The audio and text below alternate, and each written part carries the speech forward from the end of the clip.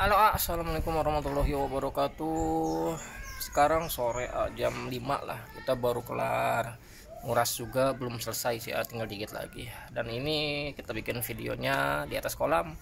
Ini juga udah selesai dikuras total yang belakang. Terus yang ini juga udah dikuras total, tinggal dikasih ketapang aja sama dikasih tanaman apu-apu biar nggak terlalu panas lah.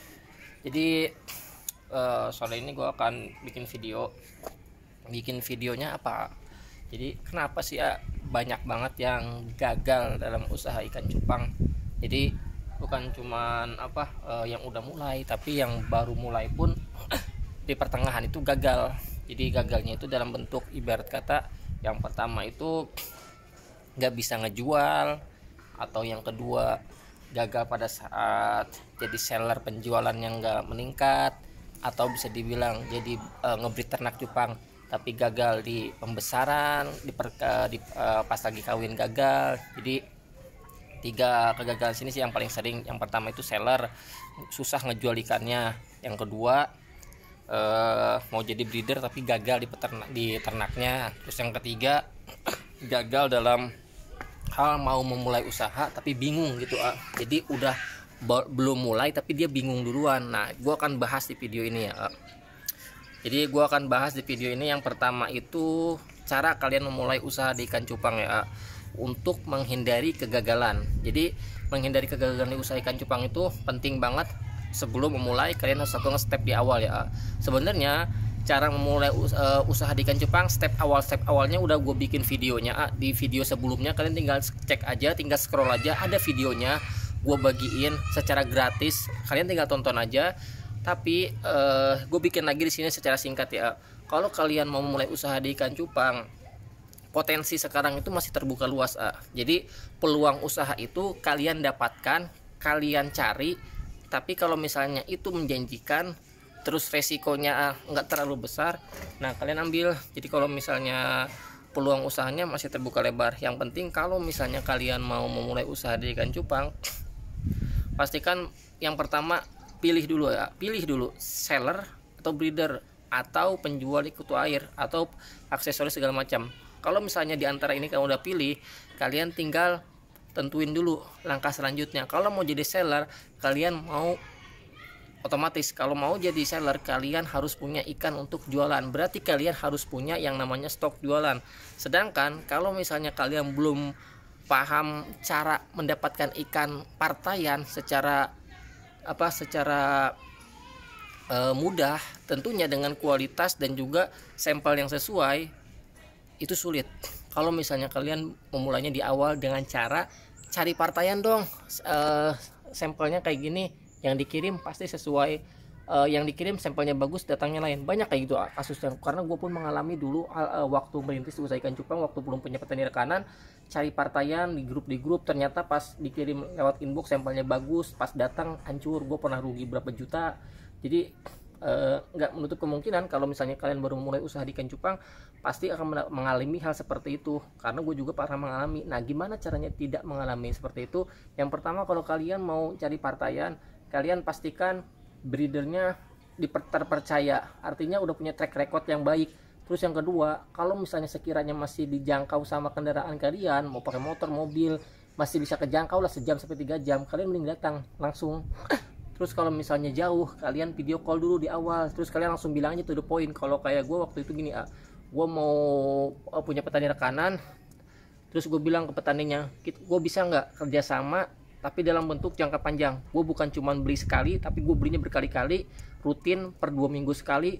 Yang penting sesuai dengan apa yang gue mau dan juga sesuai dengan harga yang kita sepakati. Nah, ketika breedernya udah sepakat, terus gue juga udah sepakat, oke deal, sesuai dengan kesepakatan. Nah, itu terjadi di tahun 2017 waktu gue mulai untuk punya petani rekanan di awal ya, 2017 akhir lah, karena waktu itu gue bener-bener fokus di usaha ikan cupang, keluar dari kerjaan, dan di situ gue mendapatkan sesuai yang gue harapkan, dan juga kerjasamanya lancar sampai kita berhenti karena memang dia udah nggak main di ikan cupang lagi semenjak cupang itu turun di 2021 pertengahan ya. Waktu itu banyak yang gugur, tapi dari situ kalian bisa ambil pelajarannya apa? Kalau misalnya kalian mau memulai usaha mau jadi seller, kalian harus punya petani rekanan, itu yang paling penting. Karena poin ini sangat penting. Kalau misalnya kalian nggak punya petani rekanan, kalian mengandalkan beli partaian ke grup, kalian akan mengalami secara terus menerus kekecewaan yang berlanjut. Kenapa? Karena gue pastikan kalau kalian dikirim sampelnya bagus, belum tentu itu 100%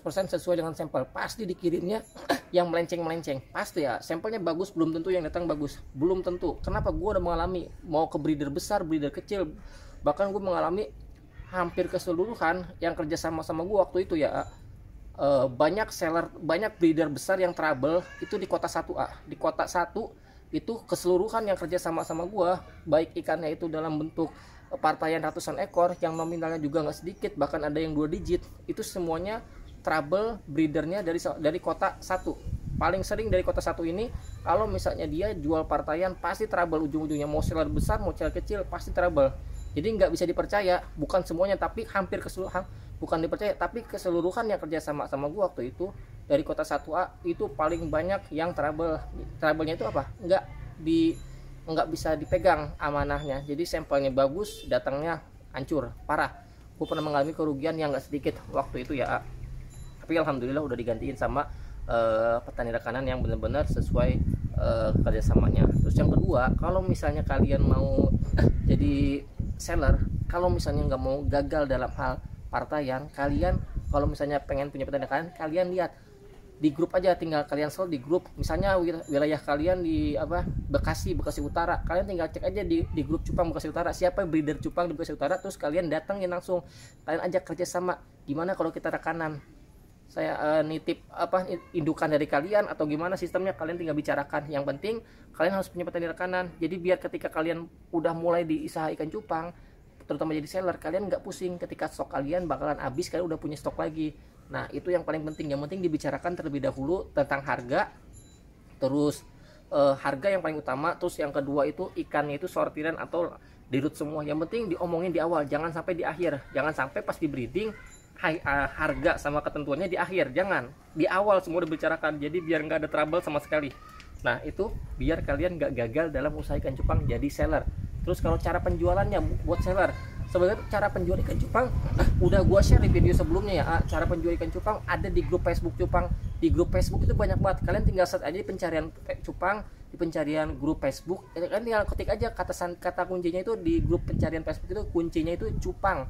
Terus kalian klik pencarian, terus kalian pilih opsinya itu grup. Nanti banyak tuh muncul cupang, komunitas cupang Indonesia, komunitas cupang hias Depok, komunitas cupang hias Bekasi, Bogor, dan kota lainnya. Bahkan banyak banget. Kalian tinggal masuk ke grup itu, pilih yang anggotanya ribuan, yang udah banyak. Kalau anggotanya masih sedikit, ratusan atau cuma 1000 2000, nggak usah masuk kak, karena itu kurang produktif. Tapi kalau grupnya di atas 10.000, kalian masuk aja, join, terus kalian nge-share aja foto-foto kalian. Nah kalian utamakan fotonya itu harus bagus, sesuai, jangan diedit sesuai jangan diedit video fotonya yang over, jangan sampai ngeditnya nggak terlalu parah. Kalau misalnya kalian jadi seller harus sesuai ya, jangan sampai trouble ikannya. Misalnya ikannya kayak gini, ternyata dieditnya parah banget, sampai pas nyampe bayar ikannya itu beda. Jangan sampai seperti itu, karena beberapa kasus pernah kayak gitu. Terus yang kedua, kalau mau jadi seller biar nggak gagal cara penjualannya, kalian tinggal lihat aja. Kalian pahami opsi ATM, amati, tiru, modifikasi. Ketika kalian bingung cara menjual ikan cupang, gimana trik marketing penjualannya yang bagus, kalian tinggal amati aja mereka-mereka yang udah berjalan di usaha ikan cupang, yang udah sukses, yang udah berjalan lancar. Kalian tinggal cek aja, amati gimana cara penjualan mereka, gimana cara foto video mereka, gimana cara mengambil angle video foto ikan cupang biar menarik. Terus kalian kalau misalnya udah amati, kalian kalian tiru ATM, kalian tiru dulu gimana caranya gue bisa meniru cara mereka nih, tapi gue modifikasi nih, gimana caranya biar berbeda seperti mereka, tapi sebenarnya itu tuh sama seperti mereka, tapi gue modifikasi, jadi biar nggak sama lah, biar nggak terlalu 11-12 lah, tapi biar ada pembeda lah seperti itu. Jadi ATM-nya kalian harus bisa dilakukan, yaitu amati, tiru, modifikasi, atau trik marketingnya kalian ubah sendiri. Jadi kalian sebenarnya harus bisa seperti itu, karena marketing itu bukan cuma untuk sales, tapi penjualan ikan cupang kalian harus bisa harus bisa inovasi sendiri. Jadi ketika kalian udah bisa inovasi, terus kalian dalam usaha pengembangan ikan cupang jadi seller kalian udah bisa dilakukan, itu bisa mendongkrak penjualan dan juga bisa mengembangkan usaha kalian bisa untuk bisa lebih baik lagi ke depannya ya. Terus kalau misalnya kalian tadi mau jadi seller udah gue bahas ya, untuk mendapatkan ikannya yang pertama kalian harus punya petani rekanan, terus yang kedua kalian harus bisa kreatif dalam bentuk ATM, amati tiru modifikasi. Terus cara penjualannya, kalian kalau misalnya nggak mau di Facebook, kalian join di grup-grup cupang. Kalau misalnya mau jual ikan cupang ke luar negeri, kalian tinggal search aja di pencarian Facebook grup, tulisnya beta. Beta itu dalam bahasa Inggris cupang. Nah kalian tinggal opsi grup, nanti muncul tuh Beta Lovers Indonesia, Beta Lovers USA, Beta Europe segala macam. Kalian join aja di grup-grup luar negeri seperti itu. Tinggal kalian share video foto ikan cupang kalian yang dijual ke grup luar negeri tersebut, biar kalian bisa mendapatkan buyer luar. Atau kalian jual di Instagram, contoh penjualan di Instagram kalian cek aja jadi Instagram gue pribadi, atau di Instagram promo, ataupun di Instagram yang biasa gue jual kualitas. Nah seperti itu aja, kalian tinggal ATM aja sendiri. Terus kalau misalnya di TikTok, kalian cek aja seller-seller di TikTok tuh banyak banget ikan cupang.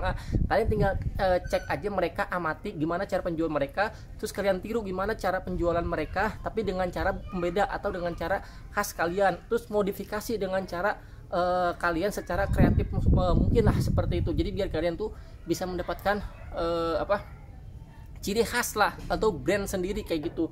Nah itu udah gue bahas kalau misalnya kalian mau jadi seller ya, biar nggak gagal. Jadi udah gue bahas yang tadi tuh, kalian tinggal cek aja, tinggal kalian jalanin aja lah, jangan kebanyakan mikir. Yang kedua, kalau mau jadi breeder, yang paling penting ya, jangan sampai kalian ngebreed semua jenis ikan cupang. Kalau misalnya semua jenis ikan cupang kalian breeding, pusing sendiri karena gue udah pernah ngalamin. Terus banyak juga yang teman-teman gue waktu itu ngebreed semua jenis ikan cupang. Yang penting fokus kalau misalnya kalian mau jadi breeder, kalian fokus dalam bentuk jenis ikan cupang yang gampang dijual, plakat koi atau FCCP atau blue ring segala macam. Yang penting kualitas kalian utamakan, jangan ngejar kuantitas, kualitas utamakan ya. Kualitas kalian pegang gampang ngejualnya, tapi kuantitas kalian pegang itu agak susah. Kenapa? Karena sekarang banyak banget yang pengen kualitas. Kalau misalnya sekarang kalian pengen tahu ya nih, harga ikan cupang kalau misalnya kalian jual kuantitas 5.000 satu ekornya, partaian 100 ekor udah 500.000. Tapi kalau kalian jual kualitas ya, kalau misalnya ada jackpotnya keluar satu pasang 500.000 kalian bisa jual, itu pembedanya udah 98 ekor bedanya.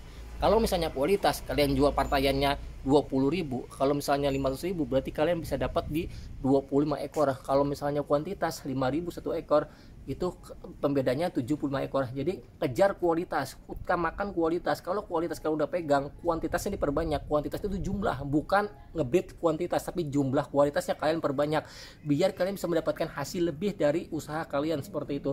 Terus kalau misalnya mau jadi breeder ya, fokusnya itu kalian harus punya brand sendiri. Kalau misalnya kalian mau jadi breeder cupang, pastikan kalian harus punya ciri khas sendiri. Mau ngebreed jenis apa biar kalian itu bisa dikenal orang. Kalau misalnya seller misalnya mau cari jenis blue rim ke kalian, karena kalian ciri khasnya blue rim atau FCCP atau plakat koi, jadi kalian punya ciri sendiri. Kayak gue pribadi ya, gue waktu itu fokus di plakat koi sampai 2018 udah bisa alhamdulillah mendapatkan hasil dari brand Galaxy Koi Indonesia sampai sekarang. Jadi dikenalnya Galaxy Koi Indonesia karena gue fokus dari 2015 sampai sekarang fokusnya di plakat koi. Jadi gue pengen Galaxy Koi itu emang bener dari Indonesia. Sampai waktu itu Indonesia itu rajanya ekspor ke Thailand, Vietnam, USA, Eropa segala macam di tahun 2016 sampai 2018 pertengahan lah, ekspor ke luar negeri terutama jenis plakat koi. Jadi sekianlah video kita kali ini udah 13 menit. Jadi gue juga megang nggak pakai tripod karena tripodnya di rumah, gue mager ngambilnya. Jadi gue mau lanjut nguras lagi. Jadi